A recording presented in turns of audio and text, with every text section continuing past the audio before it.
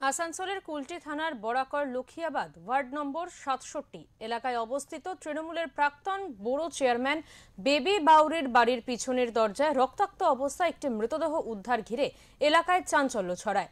যে মৃত ব্যক্তি এলাকারই বাসিন্দা ২৬ বছর বয়সী কার্তিক বাউরি বলে জানা গিয়েছে। জানা যায় কার্তিক প্রায় ৬ মাস আগে ১ কোটি টাকার লটারি লেগেছিল তার। কার্তিক তার স্ত্রীর কথায় লটারির পাওয়া টাকা থেকে নিজের বাড়ি তৈরি করেছিল। কার্তিকের স্ত্রী বর্তমানে গর্ভবতী।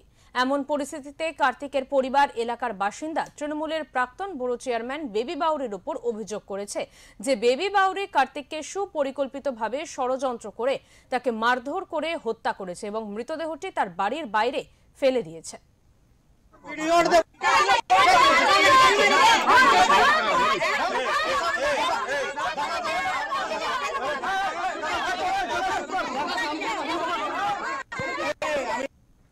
बेबी का स्टेटमेंट ले लो यही।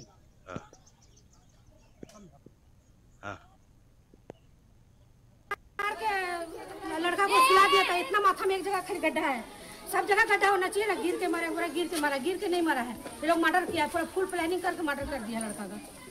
लड़का खुद अभी पैसा उसको मिला है ज्यादा करके, तो लड़का चोरी करने ढूकेगा, छिनारी करने ढूकेगा, तो तुम लोग ठीक बनाया होगा। चोरी करने तो ढूकेगा नहीं, गरीब का चोरी नहीं किया। ज्यादा नहीं हुआ, 1 साल भी नहीं हुआ अभी तक, 1 साल नहीं हुआ अभी। अभी वो क्यों चोरी करेगा जब उसका पास ऑलरेडी खुद 1 करोड़ रुपया उसका फंसा है। वो खुद अच्छा से अपना घर द्वार बना रहा है, अपना फैमिली को रख रहा है, तब तुम लोग ठीक छिनारा करने बुलाया होगा। चोरी या छिनारा तो मर्डर क्यों हुआ? इसका द्वार पर घर उसका वहाँ मर्डर होता ना, तुम्हारा घर में क्यों मर्डर हुआ? অন্যদিকে কার্তিকের পরিবারের লাগানো অভিযোগকে অস্বীকার করে বেবি বাউরি বলে যে কার্তিকের পরিবার মিথ্যা বলছে এবং তাকে ফাঁসানোর ও বদনাম করার চেষ্টা করা হচ্ছে। কার্তিক তার বাড়িতে গভীর রাতে মুখে গামছা বেঁধে চুরি করতে ঢুকেছিল। সবাই ঘুমোচ্ছিলাম রুমের মধ্যে, আর এরা দুজন আর একটা বাচ্চা ছেলে, তিনজন। এরা ওই আমাদের একটা ট্যাঙ্কি আছে, তো ওই চৌকির বারান্দার মধ্যে আর কি এরা তিনজন ঘুমোচ্ছিল।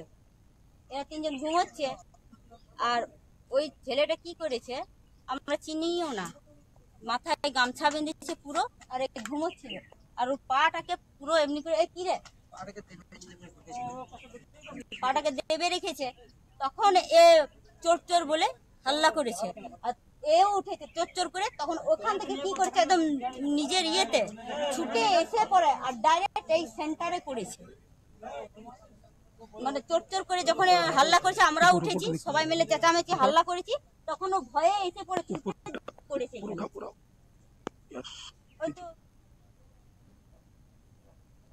প্রাক্তন চেয়ারম্যানের পরিবারের সদস্য টুম্পা বাউরি বলেন, আমাদের বলেছে যে আমাদের বাড়িতে ঢুকেছিল। কি করে বাড়িতে ঢুকলো? যদি সে বাড়িতে ঢুকেছিল তাহলে তাকে বেঁধে রাখা ছিল, কিন্তু এইভাবে তার মৃত্যু কেন হলো? আমরা সঠিক বিচার চাই।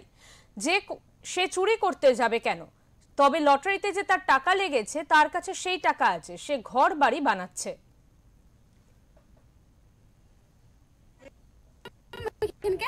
বলছে কি আমাদের উপরে চাপে ছিল আর আমাদের ছিল ট্যাঙ্ক ধরেছিল, তো তোমরা তখন সেই টাইমে সবাই মিলে ওকে ধরো, ধরবার উচিত ছিল কিনা? বানিয়ে রাখো, ধরে রাখো, ট্যাঙ্ক দেখতে আলুম ও তো গলত আছে কেন? বলছে ছাদে যাবে, দেখো রাস্তা আছে কোনো দিকে যাবার, ওদের ছাদে চাইবা। তোমরা একবার চেক করো, আমার বিশ্বাস তোমরা একবার চেক করলো, যদি রাস্তা আছে তো পয়লে দিবে চাইবার। আর অতদিন বাড়িতে চাপে নাই, আজ কতদিন থেকে হয়ে গেল, অতদিন বাড়িতে চাপে না, কাল ওদের বাড়িতে কি করে চাপলো, কোন কারণে চাপলো বাড়িতে? ওদেরকে একটু জিজ্ঞাসা করো, এতদিন চাপতে পারে না বাড়িতে। কি করে গেল তাহলে? কি করে ঢুকলো?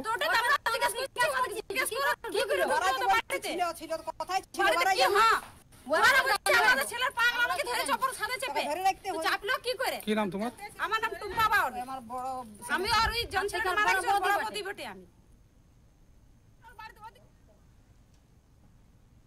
আসানসোল থেকে জয়ন্ত সাহার রিপোর্ট, ওঙ্কার বাংলা।